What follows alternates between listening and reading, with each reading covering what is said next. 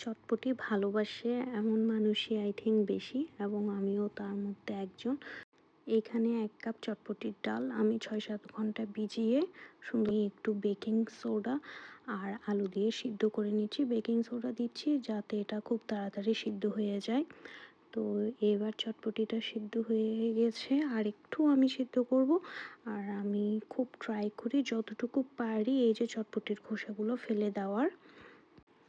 এবার সিদ্ধ হওয়ার পর একবার ধুয়ে নিয়ে আমি সেম পটে হালকা একটু তেলে আমি পেঁয়াজ, তারপর হচ্ছে আলু, টমেটো আর শুকনো মরিচ ২-৩টা দিয়ে একটু চটপটির ডালগুলো দিয়ে লবণ দিয়ে আর মশলা দিয়ে, যে প্যাকেট মশলা পাওয়া যায় চটপটির ওইখান থেকে দিয়ে দিলাম হচ্ছে ৩-৪ টিস্পুন। এরপর এগুলো আমি ভালো করে একটু নেড়ে চেড়ে সাথে দিয়ে দিব হচ্ছে তেঁতুলের যে সসটা পাওয়া যায় ওইটা।